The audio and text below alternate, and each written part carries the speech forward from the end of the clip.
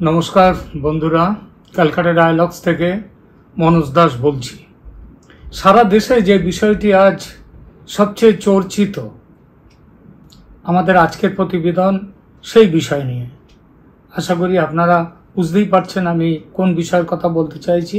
হ্যাঁ, অর্থমন্ত্রী নির্মলা সীতারামন আজ লোকসভায় 2024-25 এই অর্থবর্ষের জন্য যে বাজেট পেশ করেছেন তার কিছু বিন্দু, সমস্ত আলোচনা তো করা যায় না। এখানে 1.5 ঘন্টা তিনি বলেছেন, এখানে আমাদের 10 মিনিট 12 মিনিটের মধ্যে পুরো কথাটা বলা যায় না। তো আমরা সেখানে উল্লেখযোগ্য কিছু বিন্দু নিয়ে কেবল কথা বলবো। তবে আমাদের সমস্ত প্রতিবেদনের আগে নিয়ম করে যে অনুরোধ করে থাকি সব দিন, আজকেও শুরুতেও সেটা একবার করব। যারা এখনো আমাদের এই চ্যানেল সাবস্ক্রাইব করেননি তাদেরকে অনুরোধ করব, আপনারা আমাদের চ্যানেল সাবস্ক্রাইব করুন, দেখুন, লাইক দিন, কমেন্ট করুন এবং পরিচিত জনদের মধ্যে আমাদের এই চ্যানেলের লিংক শেয়ার করুন, এই অনুরোধ। দেশের অর্থমন্ত্রী হিসেবে আজ এই 7ম বার, মানে 7 বারের বার আজকে বাজেট পেশ করলেন নির্মলাজি। এটা তার জন্য পরম প্রাপ্তি। পরম প্রাপ্তি কেন বলছি? কারণ ইতিপূর্বে তিনি ছাড়া মাত্র একজন অর্থমন্ত্রী 7 বার বাজেট পেশ করেছেন। অর্থমন্ত্রী হিসেবে তিনি হচ্ছেন মোরারজি দেশাই। সেই মোরারজি দেশাইয়ের এই কৃতিত্বের সঙ্গে যুক্ত হলো আজ নির্মলা সীতারামনজির এই কৃতিত্ব। এবং বড় কোনো অঘটন না ঘটলে আগামী বছর এবং তারপর আরো 3টি বছর, অর্থাৎ মোট 5টি বছর যে লোকসভা এখানে থাকবে এবং এই মন্ত্রিসভা থাকবে, বড় কোনো অঘটন না ঘটলে নির্মলা সীতারামনজি কিন্তু এই বাজেট পেশ করবেন। কারণ নরেন্দ্র মোদীর যে ভিশন ভারতবর্ষ সম্পর্কে, সেই ভিশন, তার সাথে আমাদের নির্মলা সীতারামনজি একদম একাত্ম হয়ে তার সাথে মিলেই তার বাজেট পেশ করছেন।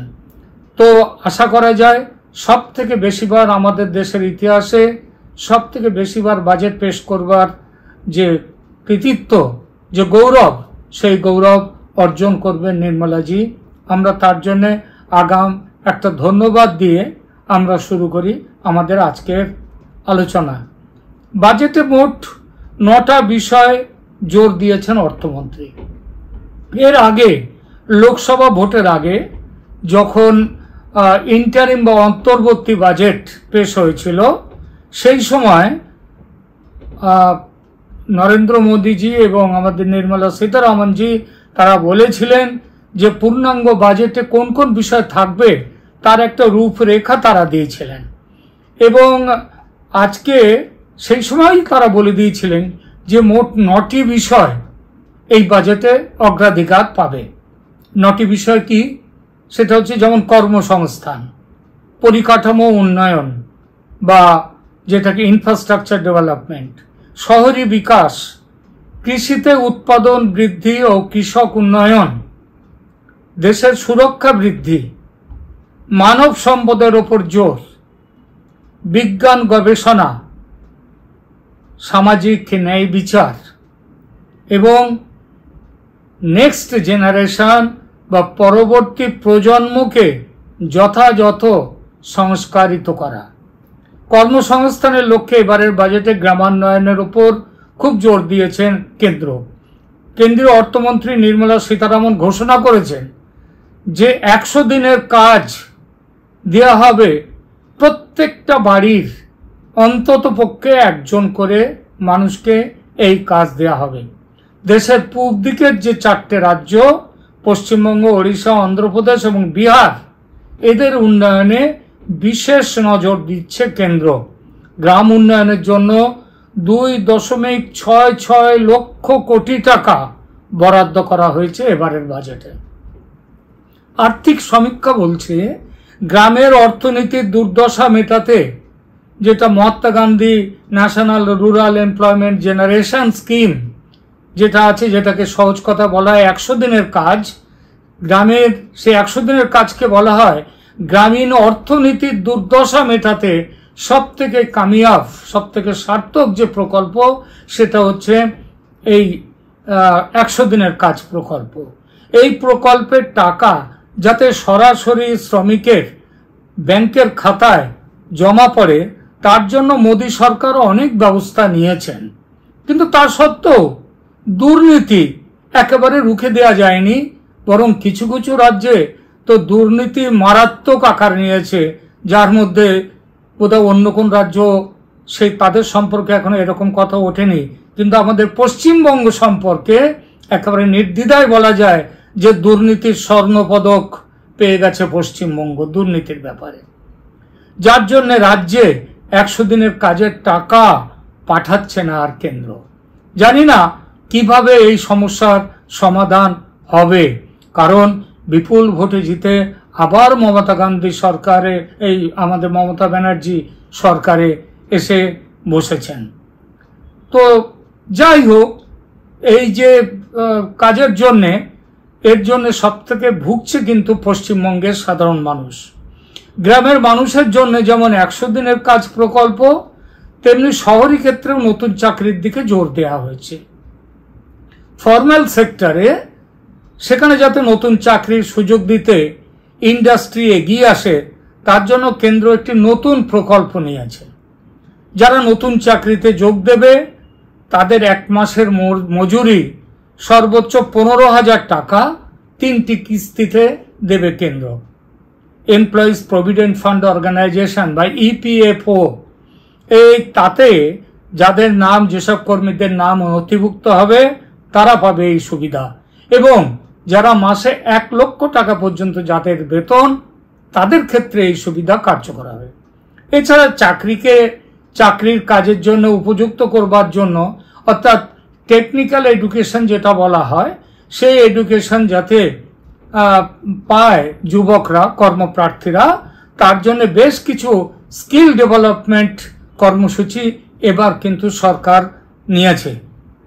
বাজেটের মধ্যে মধ্যবিত্ত চাকুরিজীবী যারা, তারা সাধারণত উদ্গ্রীব হয়ে থাকেন ইনকাম ট্যাক্স, তাতে কি ছাড় পেলেন, কর কাঠামোয় কত ছাড় দেওয়া হবে সেটার দিকে চেয়ে তারা বসে থাকেন। আপনারা যেখানে জানেন যে এখন দেশে 2 রকম কর কাঠামোতে মানুষ তাদের ইনকাম ট্যাক্স ফাইল দিতে পারে, একটা হচ্ছে পুরনো কর কাঠামো আর একটা নতুন কর কাঠামো। এই পুরনো কর কাঠামোর ব্যাপারে কেন্দ্রীয় অর্থমন্ত্রী জানিয়েছেন যে সমস্ত ট্যাক্স পেয়াররা এই পুরনো কর কাঠামোয় তারা তাদের ট্যাক্স ফাইল সাবমিট করেন, তাদের ক্ষেত্রে তাদের জন্য কোনো পরিবর্তন নেই। তবে নতুন কর কাঠামোয় কিছু পরিবর্তন আনা হয়েছে। স্ট্যান্ডার্ড ডিডাকশন যেটা আগে ছিল 50,000 টাকা, সেটা বেড়ে 75,000 হয়েছে। আয়করের যতগুলো স্ল্যাব ছিল, এই সমস্ত স্ল্যাব, যেমন ধরুন 3 লক্ষ টাকা পর্যন্ত আয়কর যাদের আয়, তারা এখন আয়কর মুক্ত। 3 থেকে 7 লাখ পর্যন্ত আয় যাদের, তাদের আয়কর দিতে হবে 5%। 3 থেকে 7 লাখ পর্যন্ত 5%, 7 লাখ টাকা থেকে 10 লাখ টাকা পর্যন্ত যারা, তাদের দিতে হবে 10%, 10% আয়কর। আর 10 থেকে 12 লাখ যাদের আয়, তাদের দিতে হবে 15%, তাদের 15% হারে তাদের ইনকাম ট্যাক্স দিতে হবে। আর 12 থেকে 15 লাখ যাদের বেতন যারা পান, তাদের হচ্ছে আয়, মানে করযোগ্য আয় যাদের, তাদের আয়কর দিতে হবে 20%, 20%।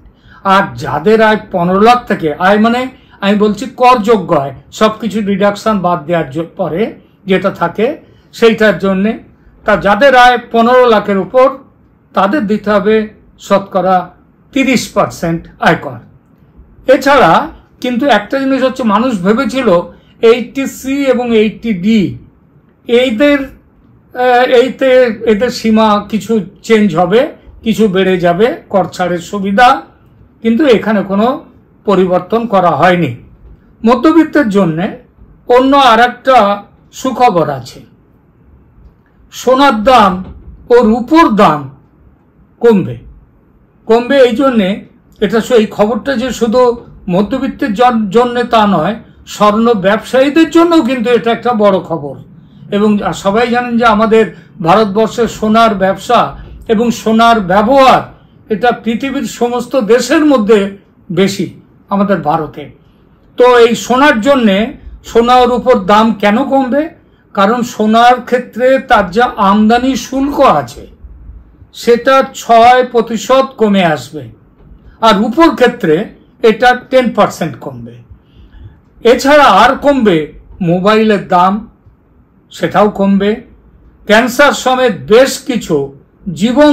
বেশ কিছু অসুখের যে জীবনদায়ী ওষুধগুলো আছে তাদের দামও কমছে। আরো অনেক কিছু জিনিসের দামই কমবার সম্ভাবনা আছে। এরকম নানান কথা বলেছেন অর্থমন্ত্রী। তবে শুরুতে যে কথা বলছিলাম, জোট রাজনীতির বাধ্যবাধকতায় অন্ধ্রপ্রদেশের মুখ্যমন্ত্রী চন্দ্রবাবু নাইডু এবং বিহারের মুখ্যমন্ত্রী নীতিশ কুমারের জন্য কিন্তু স্পেশাল প্যাকেজ তারা যেসব দাবি করেছেন, আপনারা সবাই জানেন তারা অনেক রকম দাবি রেখেছেন। সেই দাবির পুরো না হলেও কিছুটা মেনেছেন আমাদের অর্থমন্ত্রী।